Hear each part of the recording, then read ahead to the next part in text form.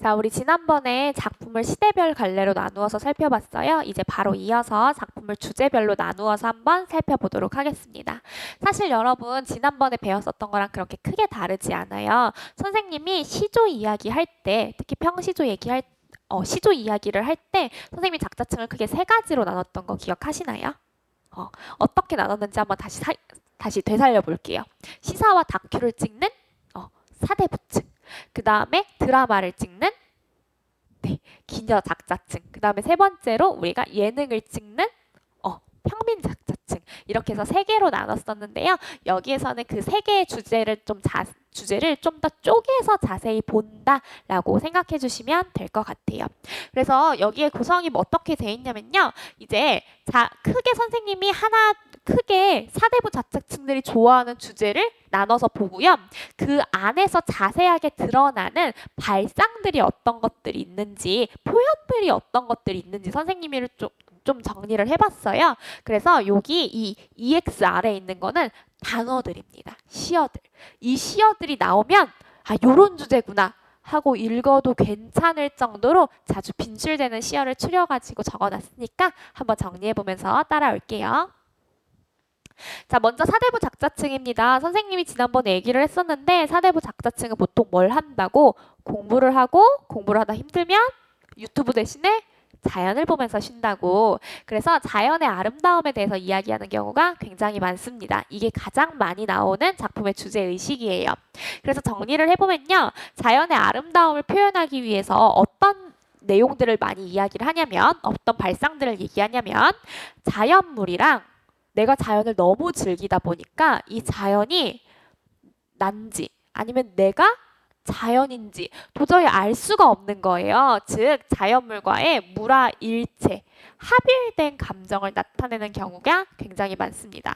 이 합일된 감정은요, 내가 자연이랑 신나게 노는 모습을 통해서 나타납니다. 예를 들어서 여러분들이 만약 반려동물이 있다면 그 반려동물이랑 막 신나게 놀다 보면은 내가 마치 반려동물의 말을 알아듣고, 마치 반려동물이 사람 같고, 내가 마치 그 반려동물 종족, 뭐 강아지 같고 고양이 같고 이런 감정을 느껴본 적이 있을 거 아니에요.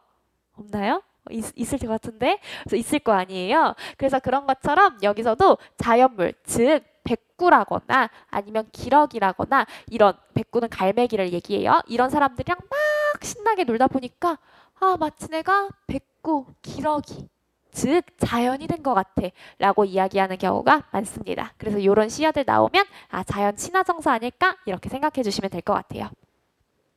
그 다음에는요, 이 자연에서 노는 게 너무 즐거우니까 여러분 욕심을 부릴 필요가 없어요. 그래서 이제 이 친구들은 뭔가 막 뭘 사들이고 그다음에 막 사치 부리고 이런 거 안 좋아한단 말이야. 자연으로 이미 완벽하니까. 그래서 그렇게 검소한 삶에 만족하는 거, 안빈낙도하는 삶, 혹은 안분지족하는 삶, 혹은 단사표음하는 삶, 이런 것들을 이제 생각을 합니다. 선생님, 저 모르는 한자성어들이 너무 많은데요? 이럴 수 있어요. 모르셔도 됩니다. 결국 이거는요, 무슨 말이냐면요, 자연 속에서의 검소한 삶을 표현하는 한자성어로 모두가 의미가 똑같습니다. 내신에서는 이런 한자성어 자주 나오니까 선생님이 그냥 적어드렸을 뿐이에요. 그래서 요렇게 이 안빈낙도 안분지족 단사표음의 정서를 드러낼 때는요, 보통 요런 시어들이 많이 사용됩니다. 백주산채, 보리밥, 풋나물. 백주산채가 뭐냐면요, 여러분 산채 비빔밥 할 때 그 산채예요. 즉 그냥 산에서 캐온 채소입니다. 여러분 그러면 산에서 캐온 채소면 우리가 뭐 비닐하우스나 이런 데서 정성 들여서 키운 것보다는 어떻겠어요? 좀 그냥 마구잡이로 자랐고 덜 맛있고 좀 더 거칠겠죠. 그런 것들을 먹어도 나는 오케이. 보리밥, 그때는 흰쌀밥이 최고잖아. 흰쌀밥 아니고 보리밥 먹어도 나는 오케이. 풋나물이라는 것도 백주산채랑 비슷한 거예요. 엄청 맛있지는 않은데 그냥 뭐 그냥 들에서 난 이런 나물들 그런 거 먹어도 나는 오케이. 즉 뭐야? 나 먹는 거 안 가려. 그냥 자연에서 나는 음식이면 나는 다 만족해 라고 하는 거죠. 그래서 자연 속의 검소한 삶을 나타내는데 좋은 시어고요. 그 다음에는요. 이제 내가 이 자연물과의 물화일체랑 연결되는 거라고 생각해주면 좋은데 내가 자연인지 아니면 자연이 난지 도저히 모르다 보니까 이런 생각이 드는 거예요. 나는 사람이 아니구나. 나는 더 위대한 존재구나. 그 당시에 더 위대한 존재는 보통 누구를 얘기하냐면 신선을 얘기하는 거예요. 그래서 신선이 된 것 같은 마음을 느끼는구나. 나는 그러면 지금 내가 있는 이곳이 무릉도원, 신선이 사는 곳인 거네? 이런 생각을 합니다. 그래서 이런 것들을 자주 나타내는 시어는요. 우리 도화입니다. 도화는요. 우리가 복숭아꽃을 얘기하는데 우리 친구들이 알지 모르겠는데 복숭아꽃은 이 무릉도원에서 나는 장수, 그 다음에 장수 혹은 무병장수 할 수 있게 해주는 그런 아주 신선의 뭐랄까 약 같은 그런 전설적인 음식으로 보통 많이 묘사가 돼요. 복숭아가. 그래서 그 복숭아 꽃인 도화도 무릉도원을 상징한다. 이렇게 보시면 되겠고요. 그 다음에 이제 이 당시에는 여러분들은 안 돼요. 여러분들은 안 되지만 이 당시에는 기분이 좋으면 술을 빼놓을 수가 없었어요. 그래서 술을 마시면서 흥취를 돋구기도 하고요. 이제 그러면 자연이 이렇게 좋다 보니까 당연히 자연 밖에 있는 것들은 싫겠죠. 그래서 속세에 대한 거부가 많이 나타납니다. 그래서 무심하다라는 말들이 굉장히 많이 나오는데 이 무심하다는 건요. 여러분들 관심이 없어 라는 뜻이 아니라 나는 욕심이 없어 라는 뜻입니다. 고전 시가에서. 그래서 헷갈리지 않으셨으면 좋겠고요. 자, 그래서 여기서 나타나는 시어들은 보통 요런 거. 홍진, 인간, 혹은 인쇄 요런 시어들이 많이 나옵니다. 그리고 이제 조금 결이 다르게 느껴지기도 하는데 보통 때로는 이제 자연이 너무 아름답다 보니까 이런 자연에서 하는 노동도 굉장히 아름답구나 라는 요런 이야기를 하기도 합니다. 자, 다음은요. 우리가 이제 사대부 여도 사랑에 대해서 이야기를 하는 경우가 굉장히 많아요. 근데 그 요거 잠깐 3번 먼저 보고 나서 우리 가도록 할게요. 우리 사대부들은요. 말씀드렸던 것처럼 이렇게 노는 거 아니면 공부하거나 일하는데 누구를 위한 일이에요? 전부 다 나라, 즉 임금님을 위한 일이잖아요. 그래서 충에 대한 이야기를 굉장히 많이 합니다. 충에서 이야기를 할 때는 일단 이 사대부들은 왜 그런지 모르겠는데 자신을 제외한 사람들은 전부 다 간신으로 보이나 봐. 그래서 그 간신에 대한 우려를 엄청 많이 합니다. 우리가 이런 걸 우국지정이다 라고 많이 표현을 해요. 그래서 이 우국지정을 표현하는 시어로는요. 열구름이라는 표현들이 굉장히 많이 나옵니다. 왜냐하면 이 구름은요. 보통 어때요? 해를 가리잖아요. 그리고 이 해는 보통 임금을 상징하기 때문에 우리가 간신에 대한 우려를 많이 이야기할 때 열구름을 이야기하고요. 그 다음에 가끔씩 사대부가 지은 작품들을 보면요. 사랑에 대해서 이야기하고 있는데 이게 진짜 사랑인가? 라는 생각을 하게 돼요. 이게 뭐냐면 이게 사랑이 아니라 좀 뭔가 더 뭐랄까 약간 좀 사무적이고 약간 좀 더 뭔가 이렇게 의무적이고 이런 느낌의 사랑이 느껴진단 말이야. 그러면 보통 어떤 경우냐면 임에 대한 사랑을 마치 연인에 대한 사랑처럼 표현하는 걸 이야기를 합니다. 우리가 그런 걸 한자성어로 영군지정이라고 얘기를 해요. 그 다음에 충에서는요. 굉장히 자주 나오는 건데 바로 사군자라는 친구가 있어요. 사군자라는 건 그 당시에 사대부가 아주 아끼던 4가지의 이제 자연물들을 이야기하는 건데요. 이 사군자로 표현되는 지조와 절개들을 많이 이야기를 합니다. 이 사군자는요. 어떤 것들이 있냐면 매화, 난초, 그다음에 국화, 그다음에 대나무가 있습니다. 그리고 이것과 추가로 우리 소나무도 있는데요. 소나무는 사군자는 아니지만 지조와 절개를 표현할 때 많이 사용이 됩니다. 이 사군자를요, 다른 사군자에 있는 것들을요, 아치고절이나 옥질 이런 한자성어로 표현하기도 하거든요. 그래서 매화, 난초, 국화, 대나무, 아치고절, 빙자, 옥질 뭐 이런 거 나오면은 아 이거 사군자 얘기하는 거구나. 그러면 충, 지조와 절개 얘기하는 거겠구나. 이렇게 생각하시면 되겠습니다. 다음으로는요, 우리가 자연에서도 뭘 생각한다고 했어요? 저번 강의 때 임금님을 생각한다고 했잖아요. 왜냐하면 내가 여기서 이렇게 쉴 수 있는 것도 다 임금님한테 돈 받아서 있을 수 있는 거니까. 그래서 임금의 은혜를 자연에서 즐기고요. 이런 걸 나타낼 때 굉장히 많이 나오는 표현이 역군은 이셨다예요. 이게 뭐냐면 역군은이 역시 임금님의 은혜이시다 이런 뜻이거든요.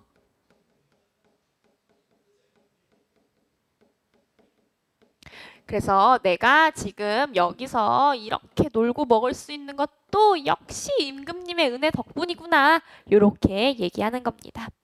자, 그 다음에 우리 이거는 그냥 좀 채우기만 하면 될 것 같은데요. 요즘 그렇게 많이 출제가 되는 경향은 아니에요. 그래서 그냥 빈칸 채우기만 할게요. 이제 조선시대 속세를 떠나서 자연을 벗하면서 지내는 시가생활의 경향을요. 우리가 강호가도라고 합니다. 근데 이 강호가도는요. 자연 친화의 정서뿐만 아니라 유교적 충효 이념도 같이 들어가 있어요.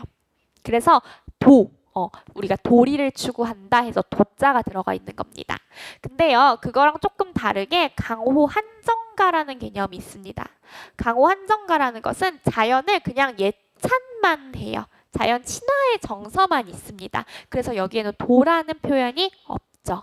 그래서 예전에는 이 강호가도와 강호 한정가를 좀 구분을 했었는데 근래에는 그렇게 많이 구분해서 출제를 하지 않는 것 같아요. 그래서 그냥 여러분들이 들어만 두시면 될 것 같고요. 자, 그 다음에는요, 우리 잠깐 4번까지 하고 2번으로 올라갈게요. 자, 그 다음에는요, 충 말고 다른 유교적 도리도 우리 사대부들은 추구를 하잖아요. 그래서 그런 것들의 이야기를 하는데, 뭐 효나, 제 이런 이야기 많이 하고요. 그 다음에 임금과 신하로서 도리를 많이 얘기하기도 해요. 우리 유교에서 되게 중요한 그 개념이 하나 있습니다. 바로 뭐냐면 군군 신신 부부 자자예요. 이게 무슨 뜻이냐면 임금님은 임금다워야 되고 신하는 신하다워야 되고 그 다음에 아버지는 아버지다워야 되고 자식들은 자식다워야 된다. 이런 말이거든요. 그래서 각자 자신의 역할, 직분에 주어진 역할이 있으니까 그 역할에 최선을 다해라 라는 이야기를 강조하는 게 바로 유교입니다. 여러분들도 학생의 본분에 충실하셔야겠죠? 유교국가니까 우리는 다 우리 유교보이잖아요. 그쵸? 그래서 그 임금과 신하로서의 도리를 지키라는 이야기는 그런 역할에 대한 내용이다 라고 생각해 주시면 될 것 같고요.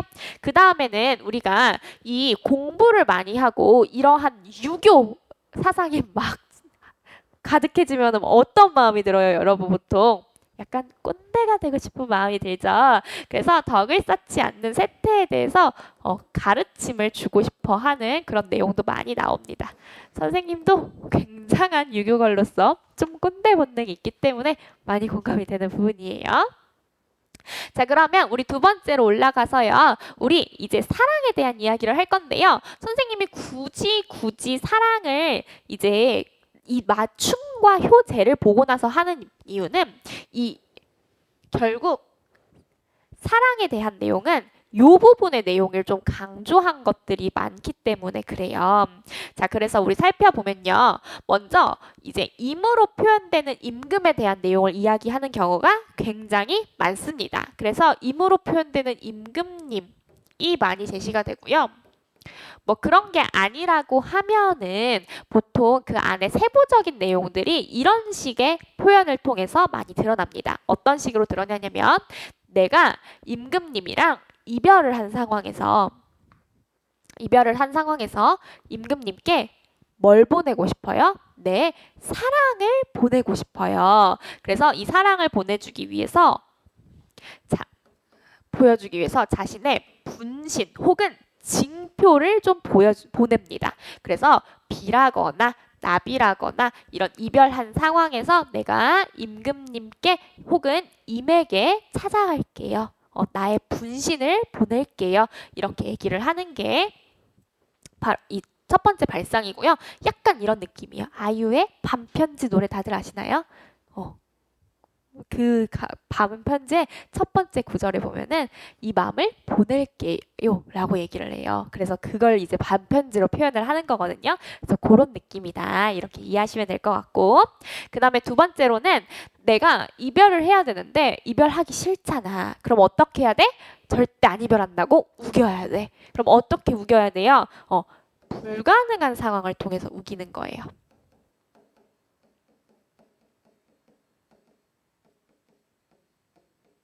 이거는 사실 사설 시조에서 많이 나오는, 혹은 고려가요에서 많이 나오는 발상이긴 한데요. 이렇게 얘기를 하는 겁니다. 사랑하는 임아, 내가 너랑 이러면 헤어지려고. 언제 헤어질 거냐면 내가 밤을 막 익혀가지고 모래밭에 물 하나 없는 바짝 마른 모래밭에다가 그걸 심어가지고 거기에서 싹이 나면 그때 너랑 헤어지려고 이렇게 얘기하는 거예요. 뭐라는 거야? 절대 안 헤어지겠다는 거지. 이런 거잖아. 너 이런 거잖아. 막 연인이 너 나 언제까지 좋아할 거야? 이랬는데 나 한 100년 뒤? 뭐 1000년 뒤? 뭐 이러잖아요. 결국 뭐예요? 계속 좋아하겠다는 거죠. 그런 것처럼 불가능한 상황을 통해서 이별의 불가능성을 강조하는 경우도 있습니다. 그 다음에 뭐 당연히 이별했으니까 그거에 따라서 임에 대한 원망이 드러나는 경우도 많고요. 자, 그럼 우리 평민 작자층에 대한 내용으로 넘어가겠습니다. 평민 작자층은요, 삶에 대한 한탄 이야기하는 경우가 굉장히 많아요. 그런데 이때 노동이나 아니면 가난에 대한 한탄을 이야기하는 경우가 많습니다. 특히 이런 내용들은요, 풍자라거나 해악을 통해서 풀어내는 경우가 많은데요. 해악이라는 것은 웃음을 유발하는 것을 이야기하고, 풍자라는 것은 웃음을 유발함으로써 이제 비판하는 것을 우리가 풍자라고 합니다. 자, 그 다음에는요, 우리가 이제 좀 비판, 다른 말로 하면은 풍자하는 내용들이 많이 제시가 되고 있는데요. 약간 블랙 코미디 같은 느낌인 거죠. 어떤 내용들이 있냐면, 보통 우리가 나를 가장 많이 괴롭히는 애들은 누구나라고? 바로 탐관오리들이라고. 그래서 탐관오리에 대해서 많이 비판을 하고요. 근데 탐관오리에 대한 비판이요, 크게 두 가지로 나뉘는 경우가 있어요. 첫 번째로는 우리 평민의 시선에서 제시하는 비판들이 있고요. 이럴 땐 보통 풍자나 해악을 통해서 좀 재밌고, 그리고 세상을 되게 꼬집는 듯한 말을 많이 합니다. 근데 이거를 사대부의 시선에서 비판을 하는 경우도 있어요. 이 사대부의 시선에서 비판을 하면요, 보통 어떻게 되냐면 약간 아는 게 많잖아. 이렇게 돼야 되는데 이런 답답함이 되게 큰 거예요. 그래서 그런 거에 대한 한탄이나 특히 가르침이 나타나는 경우가 굉장히 많습니다.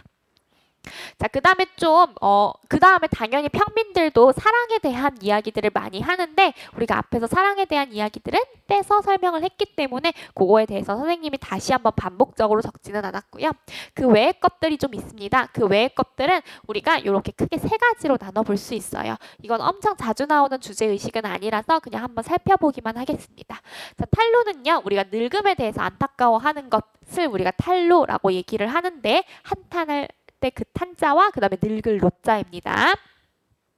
근데 여러분들이 좀 유의를 하셔야 될 게, 탄로가에서는요, 늙는 것을 항상 부정적으로 여기지는 않아요.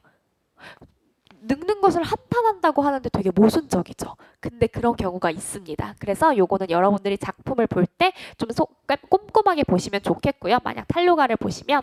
그 다음에 다음으로는 맥수지탄인데요. 맥수지탄의 정서라는 게 뭐냐면, 이게 뜻 자체는 빼어난 보리를 보면서 한탄한다 라는 뜻이에요. 이게 무슨 말이냐면, 우리가 이런 상황인 거예요. 엄청 커다란 궁전이 있었어요. 근데 뭐 예를 들어서 전쟁이 나거나 지진이 나거나 이런 일이 있어가지고 그 궁전이 뭐 다 무너진 거야. 그럼 다 무너지고 나면은 그 건물에 잔해들만 남고 거기에서 막 풀들이 자라겠죠.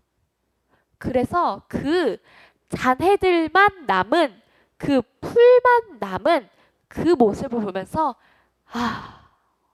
이럴 수가 라고 얘기를 하는 게 바로 맥수지탄의 정서예요. 그래서 맥수지탄이라는 건요, 결국 뭘 의미하는 거냐면, 지나간 왕조에 대한 안타까움을 이야기를 하고요. 보통 지나간 왕조회라는 것은 결국 그렇게 훌륭했었던 것들도 시간이 지나면 다 사라진다는 거잖아요. 즉, 우리가 아무리 많은 것을 가졌어도 다 사라진다는 거잖아요. 그래서 인생의 무상함으로 연결되는 경우도 굉장히 많습니다. 무상함이라는 건 우리 허무함이랑 거의 같은 말이라고 생각해 주시면 돼요. 그래서 하강적 이미지, 예를 들어서 노을이 진다거나 이런 이미지들이랑 많이 좀 연결이 돼서 맥수지탄이라는 정서가 나타납니다. 그리고 마지막으로는 우리가 살펴볼 게 학문에 대한 열정인데요. 우리 이제 학문에 대한 열정이라고 하면은 보통 사대부들이 많이 짙겠죠. 그래서 열심히 공부해라. 인간으로서 도리를 추구해라. 뭐 이런 얘기를 하는 것들이 우리 이제 학문에 대한 열정입니다. 이 학문에 대한 열정은요. 이제 좀 재밌는 작품 중에선 이런 작품도 있어요.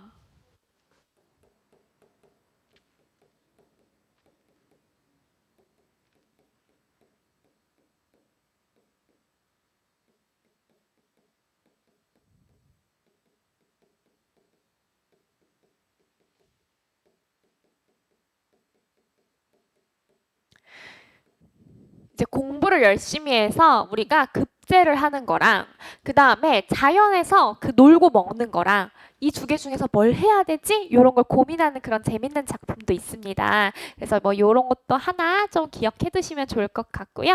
우리 여기까지 해가지고 어떤 갈래들이 있는지는 다 한번 살펴보면서 자, 고전 시가가 뭔지 쭉 개괄을 했어요. 그래서 여러분들이 좀 앞으로 작품을 볼 때 아, 요게 요런 거였나? 이런 식으로 생각날 수 있는 그 밑바탕을 깔아드렸거든요. 우리 다음에는요, 이런 것들을 조금씩 실전에 적용해보는 연습을 할 겁니다. 그래서 다음 강의에서는 일단 제일 첫 번째로 어떻게 우리가 이런 시어들이 이런 것들을 표현하는 시어들이 있는지 그것들을 읽는 연습부터 할 거고요. 그 다음에는 이제 문제풀이 연습까지 발전해서 가도록 할 겁니다. 자, 우리 여러분들 공부하느라 수고했고요. 다시 한번 우리 다음에 바로 이런 주제들이랑 연결해서 어떤 시어들이 있는지 살펴보는 시간 가질 거니까 미리 좀 복습을 해가지고 다음 강의를 들어주셨으면 좋겠습니다. 수고했습니다.